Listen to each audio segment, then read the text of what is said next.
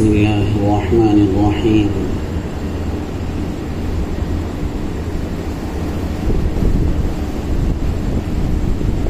نحمده ونصلي على رسوله الكريم۔ میرے عزیزو، انسان کی زندگی جو ہے وہ دل کے اوپر ہے۔ اللہ رب العزت نے ہر انسان کو ایک دل عطا کیا ہے۔ اس دل کے ذریعے سے جدھر چاہتا ہے اپنے دل کی منزل بنا لیتا ہے۔ اگر یہ انسان دنیا اور دنیا کی ناپاکیوں کو اپنی منزل سمجھتا ہے تو اس کا دل ادھر ہی چپک جاتا ہے، اور اگر انسان اپنے اس دل کو اپنے محبوب حقیقی کی طرف لے جاتا ہے تو اس کا دل ہی محبوب حقیقی سے جڑ جاتا ہے۔ جب تک انسان اپنے دل پر محنت نہیں کرتا ہے تب تک اس کی کیفیت اور حالت نہیں بدلتی، اور جب یہ انسان اپنے دل پر محنت کرنے لگتا ہے تو جدھر اس کو دلچسپی ہوتی ہے ادھر ہی کی محنت میں لگ جاتا ہے، پھر اس کا دل اس طرف ہی جڑ جاتا ہے۔ کسی کا دل کسی غیر کے ناپاک عشق میں ڈوبا ہوا ہے، کسی کا دل مال و دولت میں ڈوبا ہوا ہے، کسی کا دل کسی اور چیز کو چاہتا ہے، مگر جس کا دل اللہ رب العزت کا عاشق بن جاتا ہے، جس کا دل اللہ رب العزت کی طرف لپک جاتا ہے اور اپنے اللہ کا بھوکا پیاسا بن جاتا ہے، تو پھر یہ دل بن جاتا ہے، کھنڈر نہیں رہتا۔ اللہ رب العزت کی ذات کے علاوہ اگر دل کے اندر کوئی اور چیز آتی ہے تو انسان کے دل کو کھنڈر بنا دیتی ہے، وہ دل کے اندر دراڑیں ڈال کر تباہ و برباد کر دیتی ہے۔ جس طریقے سے جنگلوں میں، ریتیلے علاقوں میں، پہاڑوں کے نیچے دراڑیں پڑی ہوئی نظر آتی ہیں، صحرا میں ہوا کا عالم ہوتا ہے، اسی طرح سے یہ دل غیر اللہ کی طرف جڑ کر تباہ و برباد ہو جاتا ہے، اور دنیا و آخرت کی ناکامیوں کی طرف دوڑنے لگتا ہے، جو بڑے خسارے کی بات ہے۔ اور اگر یہ دل اللہ رب العزت سے جڑتا ہے، اللہ رب العزت کی محبت اس دل میں آتی ہے، اور یہ دل اپنے رب کے لیے بے چین و بے قرار رہنے لگتا ہے، تو پھر یہ دل پھولوں کا باغیچہ بن جاتا ہے، میووں کا ایک سرسبز و شاداب باغ بن جاتا ہے، جس میں رنگ برنگ کے پھول نظر آتے ہیں، پھر اس میں رنگ برنگ کے میوے نظر آتے ہیں، پھر اس دل میں میرے محبوب کے انواع اقسام کے انمول ہیرے اور موتی نظر آتے ہیں۔ میرے عزیزو، اپنے رب سے جب یہ دل جڑ جاتا ہے تو اس کی راہیں کھل جاتی ہیں، یہ دنیا و آخرت کی کامیابیوں کی طرف دوڑ کر آتا ہے، اور اپنے رب سے ہٹ کر کہیں اور جڑ جائے تو اس کی ساری راہیں بند ہو جاتی ہیں۔ یاد رکھیے، جس نے بھی اپنے دل میں اپنے رب کا دیا جلایا اسی نے اس دنیا کو بگڑا ہوا پایا۔ اس لیے اپنے دلوں میں اپنے رب کی محبت کا دیا جلاؤ، اس دل میں اللہ کی محبت کا چراغ جلاؤ۔ اس دل میں تیرا دیا جلے رب، اس دل پر تیرا راج رہے۔ پہلے بھی کسی مجلس میں بتلایا ہے کہ جس دل میں اللہ کا دیا جل جائے، جس دل پر اللہ کی حکومت ہو جائے، تو اس کو دنیا کی ہر چیز اجڑی ہوئی نظر آنے لگتی ہے، دنیا کا کھوٹ اس کو نظر آنے لگتا ہے۔ جنہوں نے اپنے دل کے اندر اپنے محبوب کی محبت کا دیا جلایا، جنہوں نے اپنے دل کے اندر اپنے محبوب کی محبت کا پھول کھلایا، جنہوں نے اپنے دل کے اندر اپنے محبوب کی محبت کا میوہ بنایا، ان کے دل پر ساری چیزیں روشن ہو کر ظاہر ہو جاتی ہیں، ان کو ہر چیز کے کھوٹ کا پتہ چل جاتا ہے، دنیا کے اندھیر کا پتہ چل جاتا ہے، دنیا کے اجاڑ کا پتہ چل جاتا ہے، یہاں تک کہ سارے عیوب کھل کھل کر اس کے سامنے آ جاتے ہیں۔ دنیا کی حقیقت ان پر منکشف اور ظاہر ہو جاتی ہے۔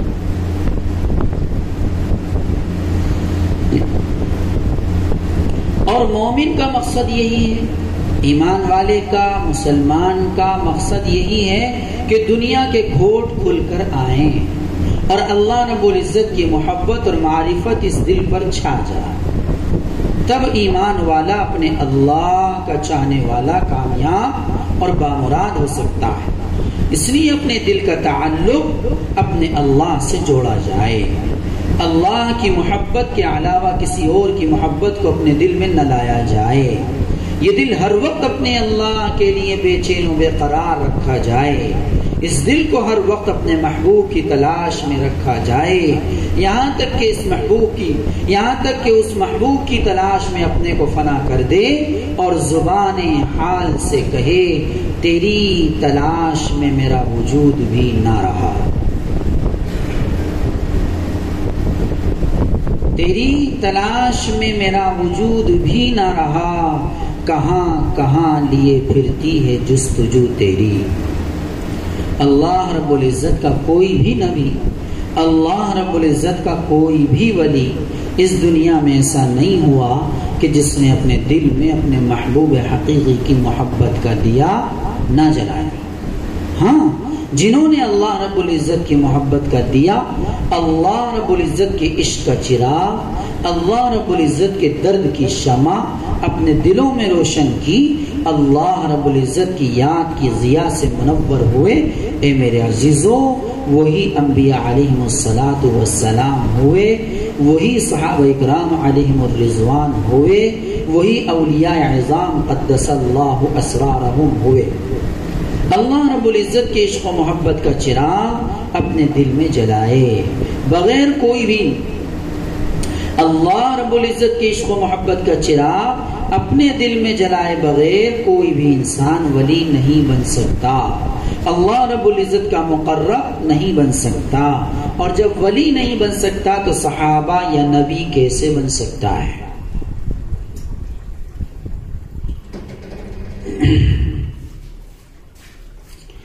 صحابہ یا نبی کیسے بن سکتا ہے؟ اس لیے اپنے دل کا تعلق اپنے اللہ سے جوڑا جائے، اللہ کی محبت کے علاوہ کسی اور کی محبت کو اپنے دل میں نہ لایا جائے، یہ دل ہر وقت اپنے اللہ کے لیے بے چین و بے قرار رکھا جائے، اس دل کو ہر وقت اپنے محبوب کی تلاش میں رکھا جائے، یہاں تک کہ اس محبوب کی تلاش میں اپنے کو فنا کر دے اور زبان حال سے کہے تیری تلاش میں میرا وجود بھی نہ رہا، کہاں کہاں لیے پھرتی ہے جستجو تیری۔ اللہ رب العزت کے عشق و محبت کا چراغ اپنے دل میں جلائے بغیر کوئی بھی انسان ولی نہیں بن سکتا، اللہ رب العزت کا مقرب نہیں بن سکتا، اور جب ولی نہیں بن سکتا تو صحابہ یا نبی کیسے بن سکتا ہے؟ العیاذ باللہ۔ اور یہ بات بھی ہے کہ جس کا جیسا چراغ جلا ہوا ہوگا اور جیسا جس کے چراغ کا اجالا ہوگا، جیسی جس کے چراغ کی روشنی ہوگی، ویسا ہی اس کی معرفت کا نور ہوگا۔ غرض جو جیسی محبت الہی کی روشنی اپنے اندر لاتا ہے، ویسا ہی معرفت کا نور اس کے اندر آتا ہے۔ سب کے انوار معرفت کی مقدار اور ضیاء پاشی الگ الگ ہوتی ہے، اور اسی اعتبار سے اس کا کام بھی ہوتا ہے۔ جس طرح بلب مختلف واٹ کے ہوتے ہیں، اسی طرح نور معرفت بھی مختلف درجے کا ہوتا ہے۔ کسی عاشق کا 0 واٹ کا بلب ہوتا ہے، کسی کا 10 واٹ کا ہوتا ہے، کسی کا 20 واٹ کا ہوتا ہے، کسی کا 50 واٹ کا، اور کسی کا 100 واٹ کا، کسی کا 200 واٹ کا، اور کسی کا 500 واٹ کا، اور کسی کی مرکری اور ہیلوجن بھی ہوتی ہے۔ میرے عزیز، جیسا جس کا تعلق اپنے اللہ سے ہوتا ہے، ویسی اس کو معرفت خداوندی حاصل ہوتی ہے۔ جس درجے کا اپنے دل میں اللہ رب العزت کی محبت کا دیا جلایا ہے، اسی درجے کی معرفت نصیب ہوتی ہے۔ سب کی معرفت ایک سی نہیں ہوتی، سب کا دل ایک سا ہی اپنے اللہ کا دیوانہ نہیں ہوتا.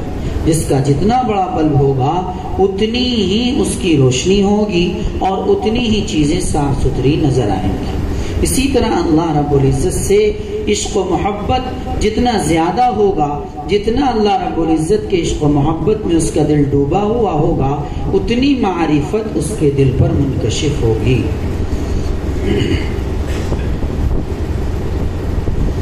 اس لیے اپنے اللہ سے زیادہ مضبوط طریقے پر اپنے دل کو جوڑا جائے، ہمہ وقت اللہ ہی سے اس دل کو جوڑا رکھا جائے، اور حق بھی اسی اللہ کا ہے، یہ دل اسی کا ہے، اسی کو سونپ دیا جائے. یہ دل اللہ رب العزت کی امانت ہے، یہ دل خالص اللہ ہی کے لیے ہے. اس دل میں کسی اور کا حصہ نہیں ہے. جسم کے دیگر حصوں میں اوروں کا حصہ ہے، مگر اس دل میں کسی کا حصہ نہیں.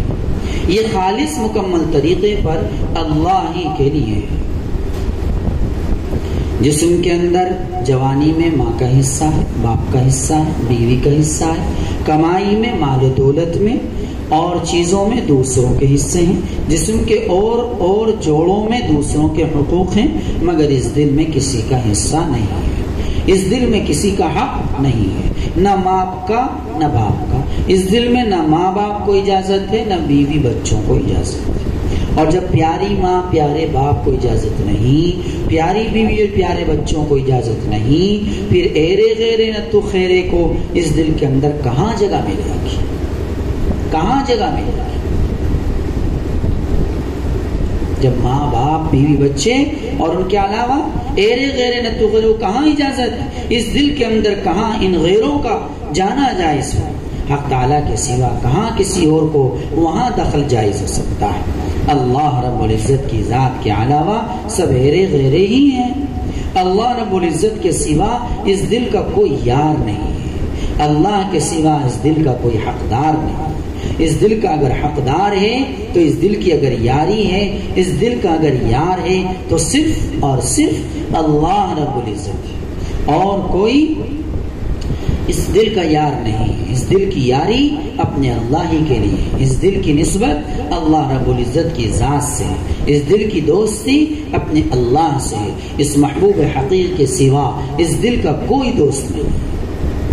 جنہوں نے اپنی یاری اپنے اللہ سے کر لی، جنہوں نے اپنی دوستی اپنے اللہ سے کر لی، جنہوں نے اپنا یار، اپنا دوست، اپنا دیدار، اپنی منزل، اپنا مقصود، اپنا رب بنا لیا اپنے اللہ کو. اے میرے عزیزوں، بڑے خوش قسمت ہیں وہ لوگ، اولو العزم میں سے ہیں وہ حضرات، دارین میں باسعادت اور بامراد بھی وہی لوگ ہیں.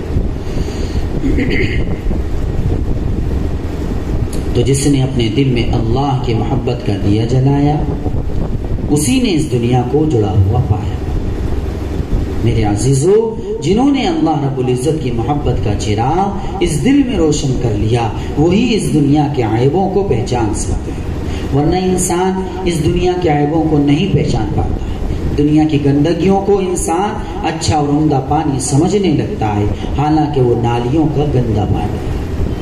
مٹی کے تیل کی بدبو اور بدبودار چیزوں کو، تیزاب کو وہ دودھ اور جوس سمجھتا ہے. اگر وہ ان چیزوں کو پی لیتا ہے، نوش کر لیتا ہے، تو جس طریقے سے تیزاب سے دل پھٹ جاتا ہے، جس طریقے سے مٹی کے تیل سے انسان ہلاکت میں پڑ جاتا ہے، اسی طریقے سے ان ناپاک اور گندی چیزوں کو، جن کو وہ دودھ اور جوس سمجھے ہوئے ہے، پی کر وہ انسان تباہ و برباد ہو جاتا ہے. وقتی طور سے اگرچہ اس کو نقصان نظر نہیں آتا ہے، مگر اس سے اس کا دل اتنا خراب ہو جاتا ہے کہ بعد میں کیسی بھی معرفت کا نور اس دل کے اندر ڈالو، کیسی بھی عمدہ سے عمدہ پیاری سے پیاری بات اس کو سناؤ، مگر اس پر اثر نہیں کرتی، کیونکہ اس کا دل دوسری چیزوں کا پیاسا ہو چکا ہے. اس کے دل میں بدبودار چیزیں بس چکی. اب بدبودار چیزوں میں خوشبودار چیزیں کہاں سے آئیں گی؟ اے میرے عزیزو، رب کا کرم ہے کہ اس نے ہمیں اپنا بنایا ہے. رب کا شکر ہے، رب کا احسان ہے کہ اس نے ہمیں اپنی فکر دی ہے. جیسی بھی کچھ ہے، بہرحال الحمدللہ ہے، اور یہ ہے رب کے کرم ہی کی بات، رب کی عنایت کی، رب کی بخشش کی بات. اس نے ہمیں اپنی نسبت سے اپنی فکر میں یہاں بیٹھنے کی توفیق دی، اور یہ بھی رب کے کرم کی بات ہے کہ آپ لوگ دور دراز سے آتے ہو، ہری نور پور سے آئے ہیں، مراد آباد سے آئے، دہرادون سے، کئی موٹر سائیکل سے آئے، چنڈی گڑھ سے آئے، کھنہ منڈی سے آئے، دہلی سے آئے، اور کہاں کہاں سے آئے۔ کس لیے آئے؟ اسی محبوب کی محبت کی وجہ سے آئے، اس رب کی محبت کی وجہ سے آئے، اسی رب کی محبت نے ہمیں یہاں لا کر بٹھا دیا۔ میرے عزیزو، ہمارا یہ بیٹھنا کوئی فضول نہیں ہے، غنیمت جانو اس بیٹھنے کو، غنیمت جانو اللہ کی رضا کے لیے ایک جگہ جمع ہو جانے کو، غنیمت جانو اللہ کے ذوق اور شوق میں جڑ جانے کو۔ اس گئے گزرے دور کے اندر یہ رب کے بڑے ہی کرم کی بات ہے، رب کے خصوصی پیار کی بات، رب کی عنایت کی بات، جس کو اللہ رب العزت ایسی توفیق نصیب فرما دے، یہ اس محبوب کے خاص کرم کی بات ہے۔ میری طلب بھی کسی کے کرم کا صدقہ ہے، میری طلب بھی کسی کے کرم کا صدقہ ہے، قدم یہ خود نہیں اٹھتے اٹھائے جاتے۔ میں تم سے بس یہی کہوں گا، اپنے اس وقت کو کامیاب اور قیمتی بناؤ، محبوب کی محبت کا جام پی کر جاؤ۔ تم لوگ اپنے قیمتی کام چھوڑ کر، پیارا گھر چھوڑ کر، کرایہ خرچ کر کے، اپنی گاڑیاں لے کر، اپنا قیمتی وقت لے کر یہاں آئے ہو۔ کیوں آئے ہو؟ صرف محبوب کی محبت کی غرض سے آئے، اللہ رب العزت کی محبت کی غرض سے آئے۔ میں یہ نہیں کہہ رہا ہوں کہ تمہارا کوئی دنیاوی مقصد ہے، نہیں، بلکہ میں تو یہ کہہ رہا ہوں کہ تم اپنے رب کی نسبت سے یہاں آئے، اور جو رب کی نسبت سے آتا ہے وہ سچا اور صادق ہوتا ہے، اور جو صادق ہوتا ہے تو اس صادق کی مرادوں کو پورا کیا جاتا ہے، سچوں کو نوازا جاتا ہے، سچوں کو خاص پیار کیا جاتا ہے۔ میرے عزیزوں، میں آپ لوگوں کو ڈانٹ ڈپٹ بھی کر دیتا ہوں۔ کیوں کر دیتا ہوں؟ اللہ کے لیے، تاکہ میں تم میں کچھ تو محبوب کی محبت کی رمق پیدا کرنے کی فکر ہو۔ اور کبھی میں ہنسنے کی بات یوں نہیں کہتا ہوں کہ نہ میں خود ہنسنا جانتا ہوں اور نہ ہنسانا جانتا ہوں، نہ میں یہ جانتا ہوں کہ ہنسنے کی بات کیا ہوتی، نہ مجھ کو ہنسی کی بات کہنی آتی۔ ہنسنا ہنسانا یہ ہمارا کام نہیں ہے، اس کے بالمقابل اللہ کا شکر ہے، احسان ہے، اس کا کرم ہے کہ اس کی بخشش ہے، اس کی عنایت ہے کہ کبھی کبھی تو اللہ رب العزت ایسی ایسی باتیں کہلوا دیتا ہے کہ کسی کسی کے دل پر تو آرا چل جاتا ہے۔ اور ہماری باتیں ہونی بھی ایسی ہی چاہیے کہ محبوب کی محبت کا آرا لوگوں کے دلوں پر چل جائے۔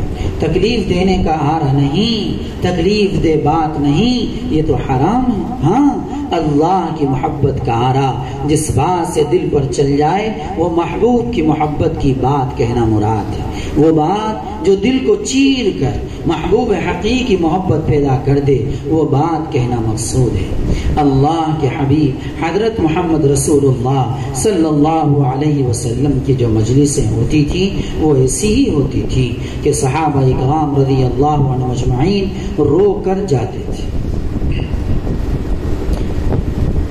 جہنم کا مشاہدہ کر کے جاتے تھے، جنت کا مشاہدہ کر کے جاتے تھے، اللہ رب العزت کے انوارات، تجلیات اور اس محبوب حقیقی عشق و محبت اور معرفت سے بہراور ہو کر جاتے تھے۔ اور جب اپنے گھروں میں چلے جاتے تھے وہ مشاہدہ اس درجے کا نہیں رہتا تو غمگین ہوتے تھے، اور اللہ کے نبی صلی اللہ علیہ وسلم کی خدمت اقدس میں آ کر کہتے تھے، اے اللہ کے نبی صلی اللہ علیہ وسلم، جب ہم آپ صلی اللہ علیہ وسلم کے پاس ہوتے ہیں تو گویا جنت و دوزخ کو ہم دیکھ رہے ہوتے ہیں، ہماری ہنسی اڑ جاتی ہے، خاموشی ہم پر چھا جاتی ہے، ہمارے دلوں پر آرے چل جاتے ہیں، اور جب ہم خدمت اقدس صلی اللہ علیہ وسلم سے اپنے گھروں میں چلے جاتے ہیں تو ہماری وہ حالت نہیں رہتی۔ غور کیجئے نا اللہ کے نبی صلی اللہ علیہ وسلم کی مجلس کے حال کا، کہ حضرات صحابہ کرام رضی اللہ عنہ مجمعین کا کیا حال ہوتے تھے۔ غور کیجئے نا حضرات صحابہ کرام رضی اللہ عنہ مجمعین کا کیسا مشاہدہ اور کیسا ظاہر و باطن اللہ کے ساتھ ہو جاتا تھا۔ اس لیے ہماری مجلسیں ہنسی اور ٹھٹوں کی نہیں ہوتی، نہ ہمارے بڑوں کی مجلسیں ہنسی کی ہوتی تھی۔ بس جیسی مجلسیں ہمارے بڑوں کی ہوئی ہیں ایسی ہی مجلسیں ہماری ہونی چاہیے۔ ہماری مجلسیں کیسی ہوں؟ اپنے محبوب کی رضا کی، اپنے محبوب کو تلاش کرنے کی، اپنے محبوب کے لیے بے چین اور بے قرار کرنے کی ہوں۔ مومن کے دل پر تو ہر وقت آرا چلتا ہے، اس کو ہنسی مذاق ٹھٹے سے کیا واسطہ؟ اس کا دل تو ہر وقت کھنڈر رہتا ہے، اس کا دل تو ہر وقت ٹکڑے ٹکڑے رہتا ہے، اس کا دل تو ہر وقت اجڑا ہوا رہتا ہے، اس کا دل تو ہر وقت ایک چٹیل میدان رہتا ہے کہ کوئی آ جائے اور اپنا خیمہ گاڑ لے۔ ارے وہ محبوب حقیقی اپنی محبت کا خیمہ گاڑ لے، وہ محبوب حقیقی اپنی محبت کے پودے لگا دے، وہ محبوب حقیقی اپنی معرفت کے پھول کھلا دے۔ مومن کا دل ہر وقت اپنے محبوب حقیقی لیے بے چین رہتا ہے، اور اس لیے رہتا ہے کہ وہ محبوب حقیقی اس دل میں اپنا بسیرا کرے۔ ہاں، یہ مومن کا کمال ہے، اس کی سوچ بڑی اچھی ہوتی، مومن کی پیاس بڑی اچھی ہوتی، مومن کی بھوک بڑی اچھی ہوتی، اس کی پیاس بھی اللہ کی ذات، اس کی بھوک بھی اللہ کی ذات، اس کی سوچ بھی اللہ کی ذات، اس کا کلام بھی اللہ کی ذات، یہاں تک کہ اس کا سب کچھ دیکھنا اور سننا سب کچھ اللہ رب العزت ہی کی ذات کے لیے ہوتا ہے۔ مومن کی ہر چیز بڑے کمال کی ہوتی ہے، مومن کی ہر چیز بڑے سلیقے کی ہوتی ہے، مومن کا ظاہر و باطن بڑے نکھار والا ہوتا ہے، مومن کی ہر چیز بڑی سنواری ہوئی ہوتی ہے۔ اس لیے میں تم سے کہتا ہوں اپنی ہر چیز کو سنوارو۔ میرا دل یہ کہتا ہے کہ تم میں سے جو کوئی بھی اپنے اللہ کی نسبت سے یہاں آتا ہوگا وہ ضرور بہت کچھ مالا مال ہو کر جاتا ہوگا۔ سچ بتاؤ، سچ بتا رہا ہوں، اللہ رب العزت کی نسبت ایسی دولت عظیمہ اور نعمت عظمیٰ ہے کہ جو بندے کو مالا مال کر دیتی ہے۔ اور میں بار بار کہتا ہوں کہ میرے پاس اگر آؤ تو میرے رب کی نسبت سے آؤ، میرے رب کی تلاش کے لیے آؤ، میرے رب کے لیے بے چین و بے قرار ہونے کے لیے آؤ، میرے رب کی بھوک اور پیاس حاصل کرنے کے لیے آؤ، پھر انشاءاللہ تم فائدے میں رہو گے۔ مجھے امید ہے کہ آپ لوگ اتنی دور سے لمبے لمبے سفر طے کر کے آتے ہیں تو تمہارے سفر میں آنے جانے میں ضرور صداقت ہوگی، اور جن میں صداقت ہوتی ہے ان پر بخشش ہوتی ہے۔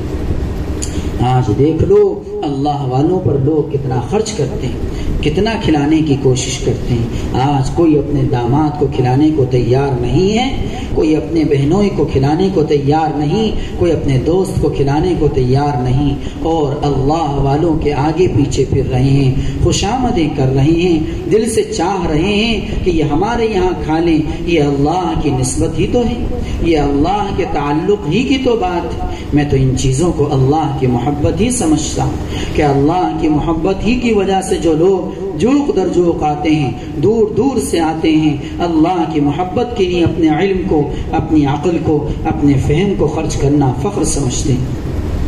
یہ جو ہماری خانقاہ سے اللہ رب العزت کے عشق و محبت اور درد کی باتوں کو شائع ہونے کا سلسلہ کتابی شکل میں بحمداللہ جاری ہے، یہ علم و فہم کے خزانے لٹانے ہی کی تو بات ہے۔ میں دل سے دعا کرتا ہوں کہ اللہ رب العزت ان کے علم و فہم اور عقل کو مضبوط بنا کر اپنے عشق و محبت اور اپنی نسبت کے تعلق سے مالا مال فرمائے۔ کتنے خوش قسمت ہیں وہ لوگ جو اللہ کے لیے اپنا علم، اپنا پیسہ، اپنا جان و مال خرچ کرنے میں فخر سمجھتے ہیں، اور ہمارا جان مال جو کچھ بھی ہے وہ اللہ ہی کا ہے۔ اگر یہ اللہ کی راہ میں خرچ ہو جائے تو ہمیں فخر ہونا چاہیے، اس پر شکر ہونا چاہیے کہ ہمارا علم، ہماری جان اللہ کی راہ میں خرچ ہو گیا۔ حق تو یہ ہے کہ ہماری سب کچھ اللہ ہی کے لیے ہو جائے، اسی کے نام پر قربان ہو جائے۔ الغرض ہم اللہ کے غم کا ماحول بنائیں۔ رسول اللہ صلی اللہ علیہ وسلم ہر وقت مسلسل غمگین اور فکر مند رہتے تھے۔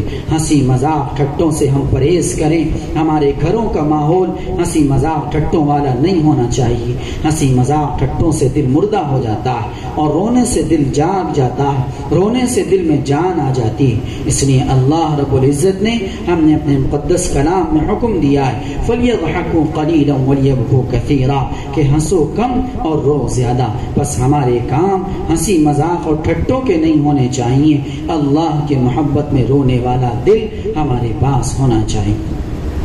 اللہ کے نبی صلی اللہ علیہ وسلم کی ایک پیاری حدیث ہے، میں اس شخص کے لیے جنت میں ایک محل کی ضمانت لیتا ہوں جو کبھی ہنسی مذاق میں بھی جھوٹ نہ بولتا. اور وہ فکر کرو مذاق میں بھی کتنے جھوٹ ہو جاتے ہیں، اور اس جھوٹ سے کتنے فتنے ہو جاتے ہیں، اور ان فتنوں سے کتنے رشتے ٹوٹ جاتے ہیں. پھر انسان کہتا ہے میں تو مذاق ہی کر رہا تھا، کیا کریں. اس کے چوٹ لگ گئی، اس کا ہاتھ ٹوٹ گیا، پیر ٹوٹ گیا. نہیں بھائی میں تو مذاق ہی میں کہہ رہا تھا، اور وہ بات سچی ہو گئی، اس بات سے نقصان ہو گیا. اس لیے ہنسی مذاق کے ہمارے کام نہیں ہیں، ہمارے پیارے نبی صلی اللہ علیہ وسلم کے کام نہیں ہیں. میرے عزیزو، ہنسی مذاق اور دل لگی میں جھوٹ ضرور ہوتا ہے، ان میں جھوٹ ہمیشہ ہوتا ہے. ہم ہنسی مذاق کی مجلسیں اگر بنائیں گے تو ان میں جھوٹ ضرور آئے گا. اللہ تبارک و تعالی عمل کی توفیق عطا فرمائے. وآخر دعوانا ان الحمد للہ رب العالمین. شہاب الدین